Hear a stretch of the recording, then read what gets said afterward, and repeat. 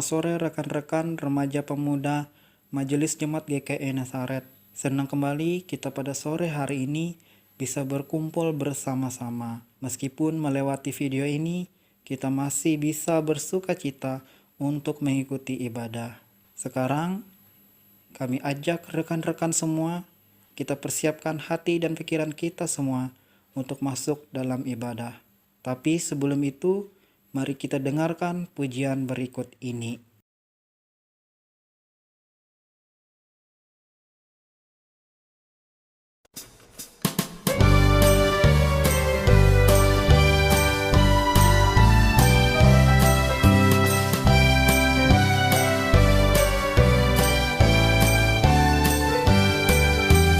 Tuhan memanggilmu, hai dengarlah. Apapun yang terbaik, ya berikanlah. Dan jangan kau kejar hormat semu, muliakan saja Yesus Tuhanmu.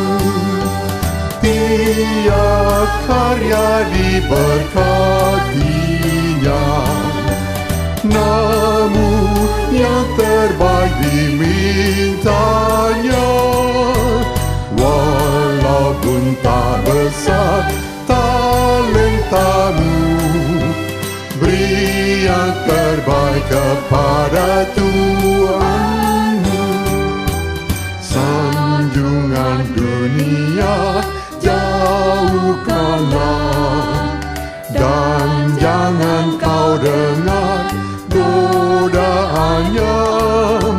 Layani Tuhanmu dalam jerih, dalam hidupmu yang telah kau beri. Tiap karya diberkatinya, namun yang terbaik dimintanya. Walaupun tak besar talentamu, beri yang terbaik kepada Tuhanmu.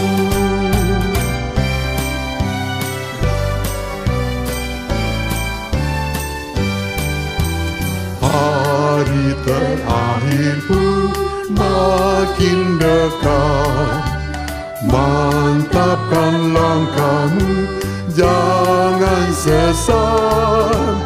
Sungguhlah janjinya takkan lenyap. Bawa mahkota milikmu tetap. Tiap karya diberkatinya, namun yang terbaik dimintanya. Walaupun tak besar talentamu, beri yang terbaik kepada Tuhanmu.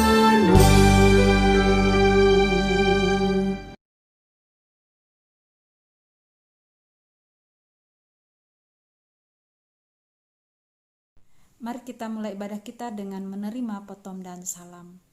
Pertolongan kepada kita datang dari pihak Tuhan yang telah menciptakan langit dan bumi, dan yang memelihara kesetiaannya sampai selama-lamanya dan tidak pernah meninggalkan perbuatan tangannya. Kasih karunia dan damai sejahtera dari Allah Bapa di dalam Yesus Kristus menyertai kamu. Amin.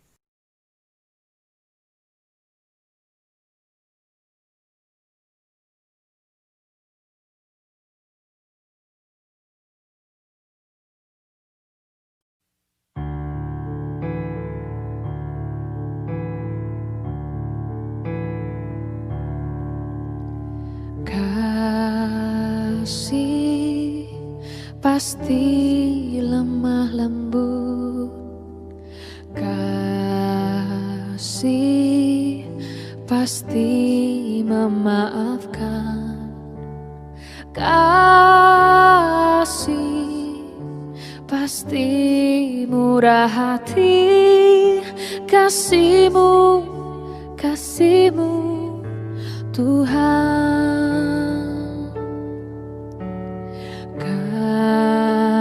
Kasih pasti lemah lembut, kasih pasti memaafkan, kasih pasti murah hati, kasih-Mu, kasih-Mu Tuhan. Ajarilah kami ini saling mengasihi, ajarilah kami ini saling mengampuni, ajarilah kami ini kasih-Mu ya Tuhan, kasih-Mu kudus tiada batasnya.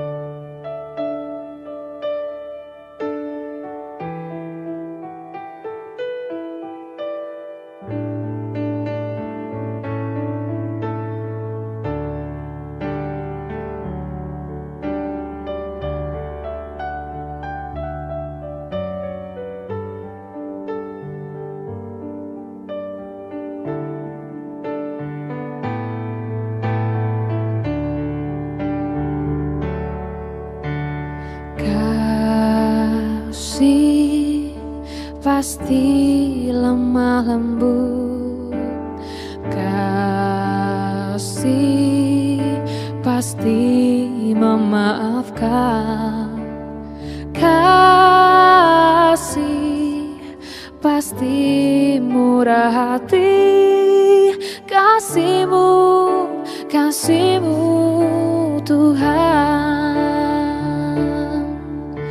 Ajarilah kami ini saling mengasihi, ajarilah kami ini saling mengampuni, ajarilah kami ini kasih-Mu ya Tuhan, kasih-Mu kudus tiada batasnya.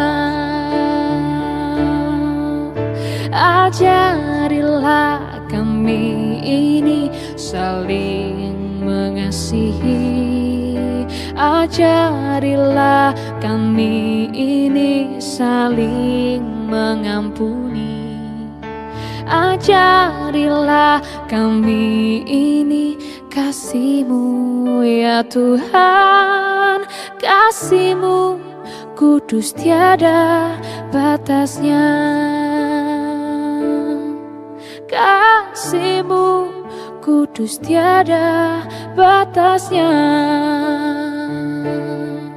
kasih-Mu kudus tiada batasnya.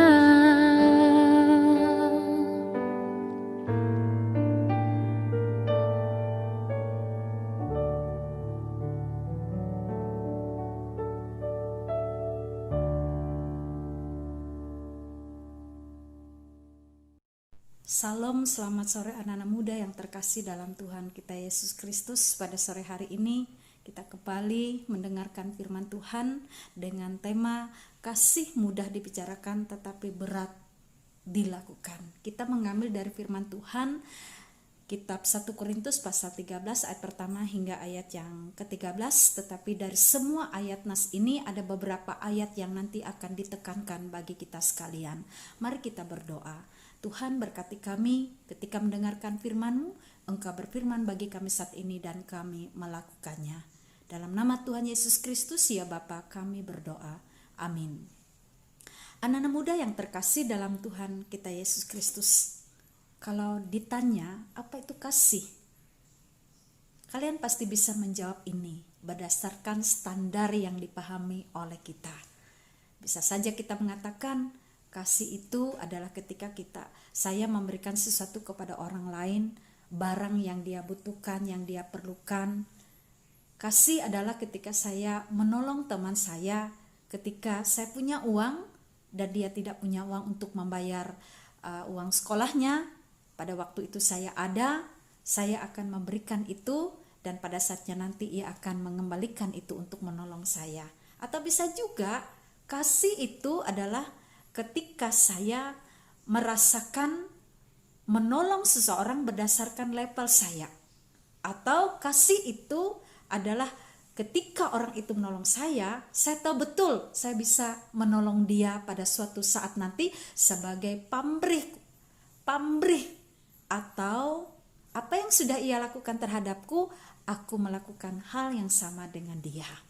Nah, anak-anak muda yang terkasih dalam Tuhan, sesungguhnya bukan hanya hal seperti itu saja.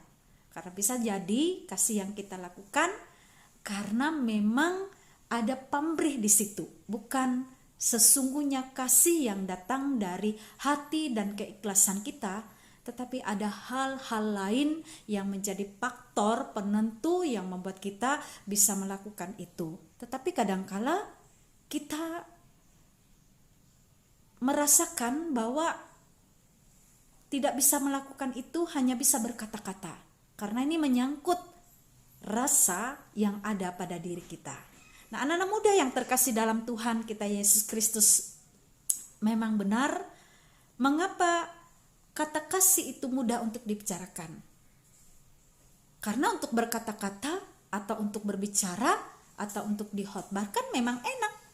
Karena ia hanya keluar begitu saja dari mulut kita itu semua. Tetapi sesungguhnya kasih itu bukan hanya kata-kata, hanya untuk dibicarakan, hanya untuk dihotbahkan, tetapi sesungguhnya yang sangat penting bagaimana mempraktekkan kasih itu dalam hidup kita sehari-hari, dan itu menjadi sasaran yang sebenarnya.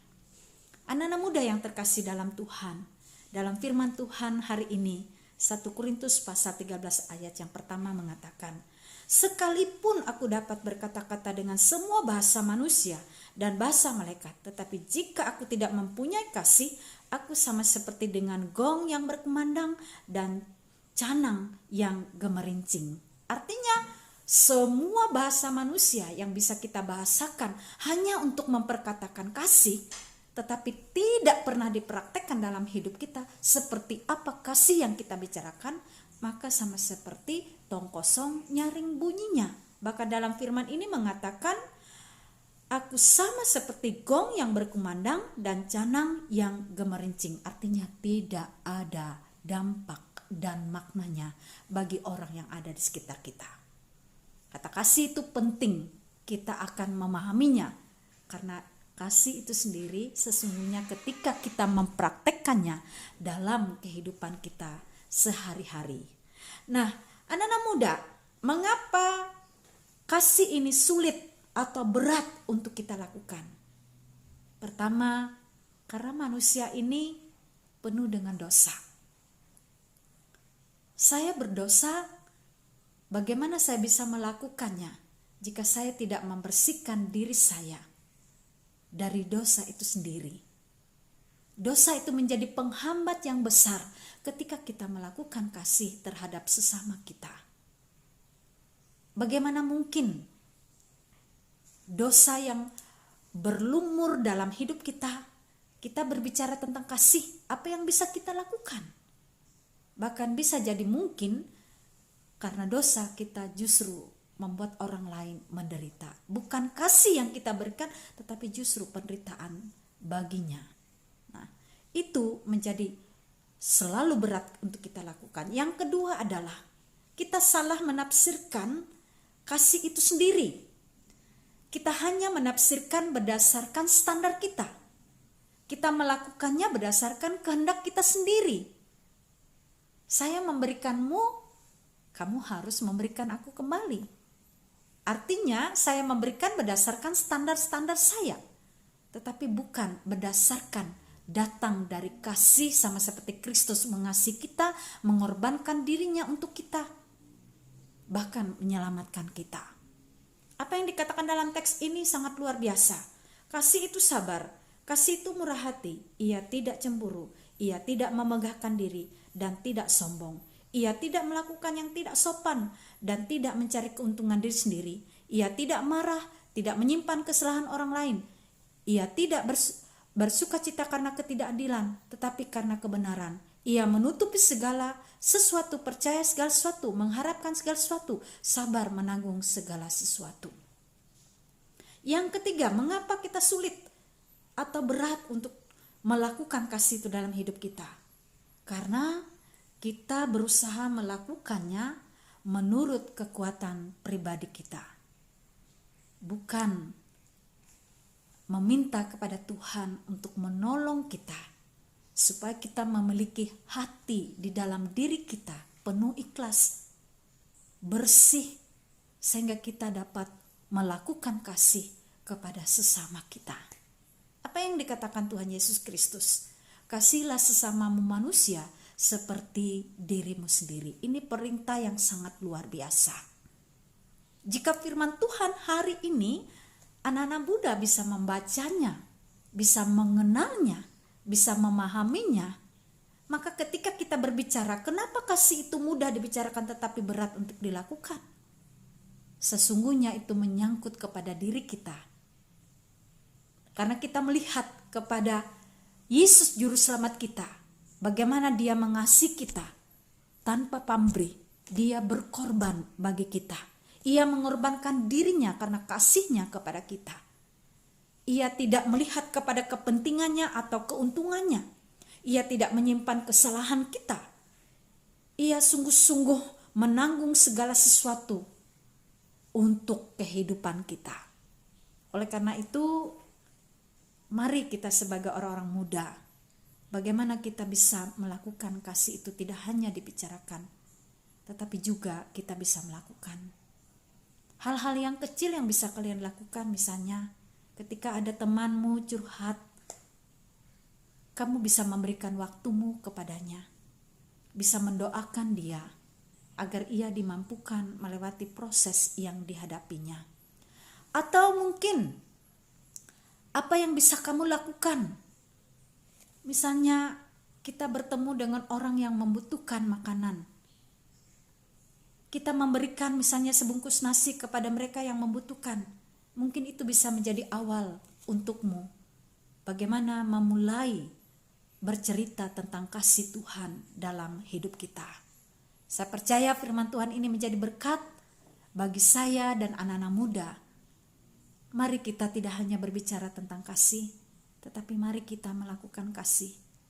Tidak hanya kasih kita yang kita agung-agungkan, yang kita ucapkan kepada Tuhan saja, tetapi dalam praktek kita tidak bisa melakukannya kepada sesama kita. Mari kita mengasihi Tuhan. Serentak itu pula kita mengasihi sesama kita. Amin. Anak-anak muda yang terkasih dalam Tuhan kita Yesus Kristus, mari kita berdoa. Mari kita berdoa. Bapa kami di dalam Yesus Kristus, materaikan firman-Mu di dalam loh hati kami, dan firman-Mu berakar kuat sepanjang kehidupan kami. Kami doakan seluruh kehidupan bangsa Indonesia ada dalam rencana dan kehendak-Mu, ada dalam penyertaan dan perlindungan-Mu. Kami tetap menjadi satu bangsa yang menjaga kehidupan bangsa ini dengan saling menghormati, menghargai, meskipun kami satu dengan yang lain berbeda, baik suku, agama, bahkan keadaan kami. Tuhan Yesus memberkati Bapak Presiden Jokowi. Kiranya Bapa di dalam Yesus Kristus memberikan roh hikmat, takut akan Tuhan, sehingga ia memimpin bangsa ini dalam kasih dan kebenaran. Berkati seluruh tenaga kesehatan Indonesia dari tingkat pusat sampai ke daerah, supaya bersama-sama dengan kami rakyatnya berjuang untuk mengatasi pandemi COVID ini. Berkati seluruh anak-anak muda-Mu Tuhan, kiranya Engkau menyertai dan memberkati mereka, memberikan kesehatan, kekuatan jasmani rohani, memberkati mereka di masa pendidikan daring sekarang ini. Roh hikmat ada pada mereka, roh takut akan Tuhan ada pada mereka. Mereka diberikan kecerdasan sehingga mereka mampu menghadapi pendidikan mereka pada saat ini dengan penuh semangat, dengan sukacita, rajin belajar, tekun pada saatnya mereka akan mendapatkan hasil yang terbaik dan Tuhan memberkati mereka. Berkati orang tua mereka, berkati segala pergumulan hidup dan kehidupan mereka. Mereka tetap percaya dan terus menjalankan kehidupan dalam kasih, mengasihi orang tua, mengasihi saudara-saudara, mengasihi sesama, dan itu menjadi cara bagaimana murid Kristus melakukan kasih. Yesus Kristus sudah berkorban, menyerahkan dirinya untuk menyelamatkan kami. Maka kami bersyukur bersama-sama. Kami melakukan kasih itu meskipun kasih itu sangat langka di dunia ini, bahkan semakin pudar. Tetapi kami yakin dan percaya Tuhan Yesus selalu menyertai setiap orang yang memiliki keinginan kehendak yang sungguh-sungguh untuk melakukan firman Tuhan dalam kehidupannya. Terima kasih Bapa, inilah doa kami. Di dalam dan oleh Yesus Kristus kami berdoa dan kami aminkan dengan doa Bapa kami yang kami ucapkan bersama-sama. Bapa kami yang di sorga, dikuduskanlah namamu, datanglah kerajaanmu. Jadilah kehendak-mu di bumi seperti di sorga. Berikanlah kami pada hari ini makanan kami yang secukupnya, dan ampunilah kami akan kesalahan kami, seperti kami juga mengampuni orang yang bersalah kepada kami. Dan janganlah bawa kami dalam pencobaan, tetapi lepaskanlah kami daripada yang jahat. Karena Engkau punya kerajaan, kuasa dan kemuliaan sampai selama-lamanya. Amin.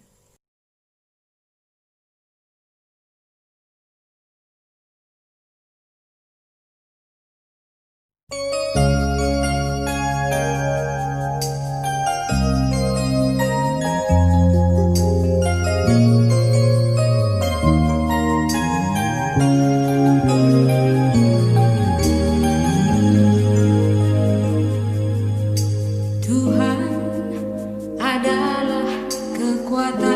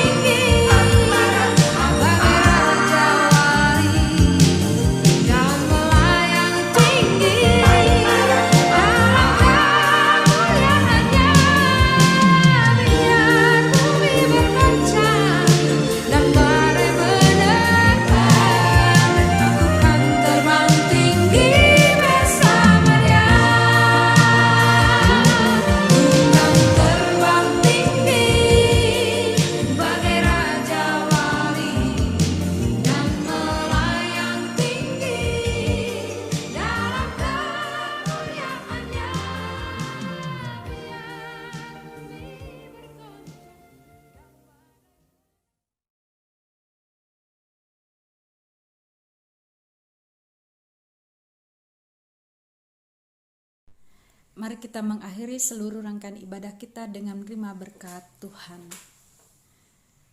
Kasih karunia Tuhan Yesus Kristus dan kasih Allah Bapa dan persekutuan dengan Roh Kudus kiranya menyertai kamu sekalian. Amin.